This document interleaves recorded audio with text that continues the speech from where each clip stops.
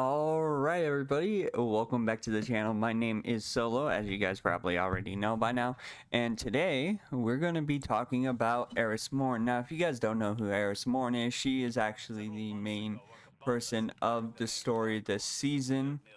Hold up, I'm going to turn down. Enough of that. I've already listened to this like all the time, so I don't need a recap of the Glycon. But basically, yeah, this video is going to be about Eris Morn and her fate regarding the final shape. As we now know that she is now, well, a hive god. Technically, she'll be a hive god by the end of the season, I'm guessing. But, of course, that can only be a guess. But what I want to go through is some things we know, some things that have been told to us in the past, and then some hints in different parts of Destiny itself that have hinted that she might not be in the final shape with us. So yeah, let's get started on what we know. So the big things that we know is that Eris A doesn't have the light. We know this because, well, we've known this since the Dark Below when Eris first appeared to us, when she talked about her and her squad mates getting all the light drained out of them by the hive, and then her getting turned into what she is. And that, of course, led to Crota's End, which is, as we know, the returning raid for this season. So, yeah, that was probably one of the more interesting bits of Destiny when it first came out.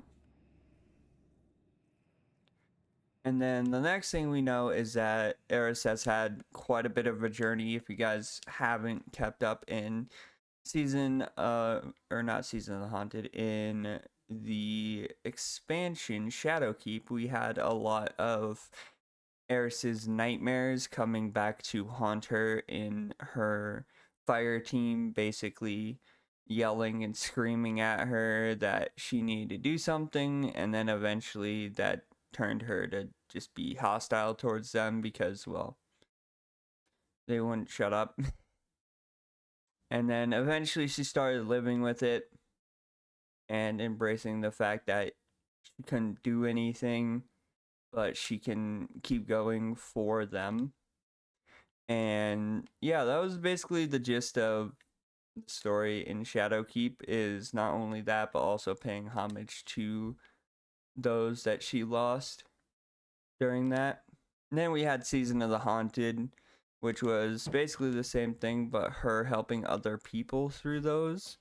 So that was kind of a change of pace for Eris. And coming up to this season, seems like the story is that she's turning fully hive to help us deal with Xivu Arath, which, as everybody knows, Xivu Arath is a very powerful hive who, at this point, if we challenge her, she's gonna get more and more powerful because she is the hive god of war.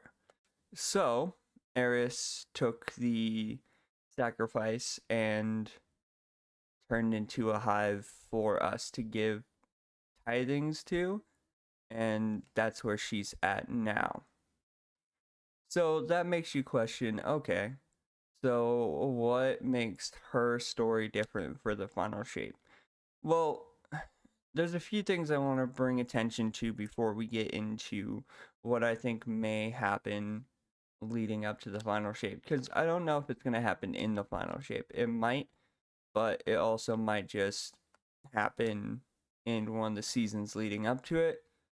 And that is that Eris, the Drifter, and Anna and Elsie Bray are all missing from the final shape trailer, like at all. There's no sign of them, nothing. And if you're wondering, oh, well, maybe they didn't show it off, that could be a possibility, but again, this does kind of match with another thing we know about, which, if you guys have never heard about it, there is a thing known as the Darkness timeline. it's where Elsie Bray originates from. Elsie Bray was basically teleported here via the Darkness timeline. And just a brief summary of the Darkness timeline. The Darkness timeline is a timeline where the Darkness won, corrupting people with the allure of not only stasis but also different items for different characters, eventually turning them all against the Traveler.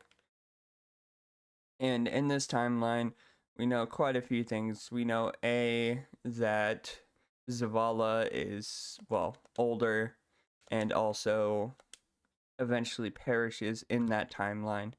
And then we also know Ikora ends up dying in that timeline, but way before we get to hear about it. And we also know that Marisav also perishes in that timeline, who's also missing from that trailer as well. And we also know that Anna gets corrupted by the darkness because she feels super alone, and Elsie doesn't really help with this. And then she eventually turns on everybody else, including her sister, and stabs Marisav. And with Eris in this timeline, Eris turns into a hive witch who basically becomes like a lieutenant or general for the witness in the hive. And that turns into basically a whole mess of you need to fight her to take down the witness, and yeah, it doesn't go well. That's when we see Anna Bray betray everybody. And the first step that she took to basically be at this point is definitely turning herself into the hive. And what I mean by this is she went full bore into the hive mind, and now, while she is, yes, the hive god of vengeance, there is a bit of an issue regarding that, which is going to be the fact that she is already hearing whispers from the deep. And if you guys don't know what whispers from the deep is, it's basically where the witness is trying to allure you into the darkness and in on his side to basically, well, use you as a pawn in his scheme for the final shape. And this is where we could see a bit of an issue when it comes to Eris being a hive. And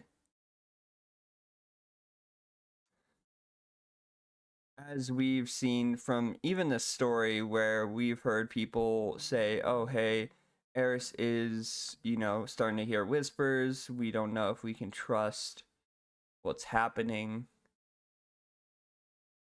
And all these things. And that's like the biggest thing, is that people are scared that Eris is going to change sides. And I'm not sure how many of the Vanguard know about the Darkness timeline. I don't know how many have been informed of the Darkness timeline. So yeah. Anyway, so that's the biggest issue, is we are facing what seems to be hint at what could come for Eris Morn. Now, as it stands right now, Eris Morn is very much stable. And what this means is that she is at the point where she's not going to sit there and betray us yet. Now, emphasis on the word yet, because there could be a lot of things that does end up causing her to betray us. So keep that in mind. But there is, again, another bit of a hint that Eris might betray us, and that comes actually in the form of the episodes that Bungie revealed for the seasons after the final shape. And one in particular caught my eye when thinking about this theory, which is the last one, which is called Heresy.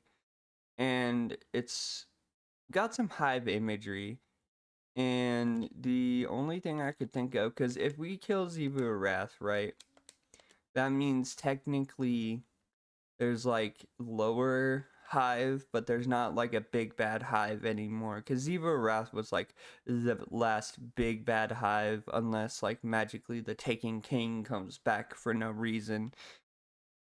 But other than that, there was no like giant hive left. And with that being said, who does that leave? The only hive that would be powerful enough to give the Guardians an issue, which in turn would be Eris Morn. And so this is my prediction of what could happen. So take it with a grain of salt because it could not be exactly what happens. But what I'm theorizing is going to happen is that Eris Morn, after helping us defeat Zivu Wrath, is going to turn on us. And whether this be in this season, the next season, or the final shape, I have no idea. I have a reason to believe that it will probably be before the final shape, seeming she's not with us in the final shape. And she's going to turn on us and become a full blown hive god. And eventually, after the final shape happens, we're going to have to basically do what we did to Crota and everybody else.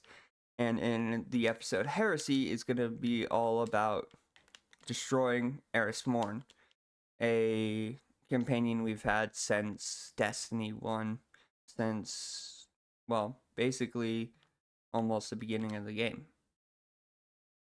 It's going to be a bit heartbreaking, of course, because, well, you never want to be at that point where you have to kill any companions.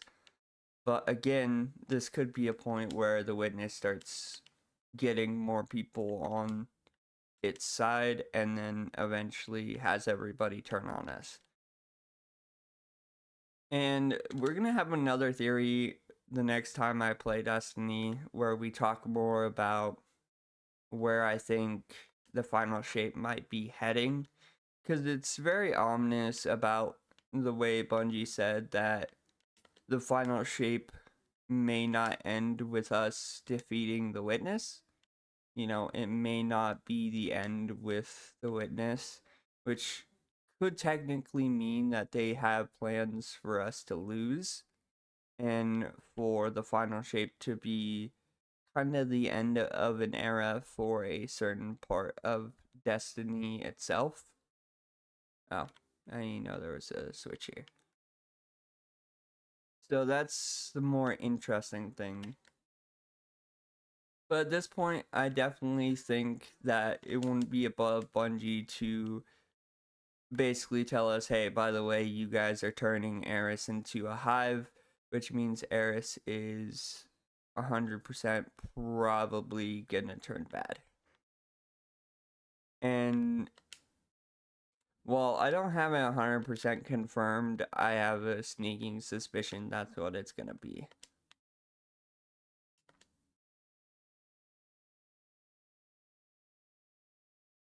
And it's gonna be sad, but also it means that we might have more connection to the Darkness timeline than we originally predicted. Because while yes, stasis didn't exactly lead us to more people turning on us, we're still missing quite a few people in the final shape, at least as far as the trailer goes. And who knows, maybe they are actually still there, but it's just they're not in the trailer yet. I have no idea if they're gonna have the same fate as the final shape or as the darkness timeline predicts, then we're gonna be losing a lot of people in the final shape. Okay, I'm probably gonna stop talking because I know where that leads. But anyway, guys, that's kind of my little theory about what's gonna happen to Eris Morn when it comes to the final shape, as we are heading towards the story bit where she would be able to betray us, as the darkness is already beckoning to her. She just needs to make the choice to listen to it. But anyway, guys, that's gonna be it. And of course, as always, this is just a tiny theory. It's never gonna be 100% correct. This is just things that I think about when I play Destiny and the things that I gather from playing the game. So yeah, thanks for listening to me ramble for a good few minutes. If you guys liked the video, hit the like button, comment down below what kind of theory would you guys like to see me do in the future. I already have another one lined up that pertains to the Darkness timeline even more and how it could affect us going into the final shape. But anything after that is free game, so let me know in the comments below what you'd like to see. And guys, don't forget to subscribe, turn on post notifications so you never miss a video, and I'll see you guys in the next one. Bye-bye.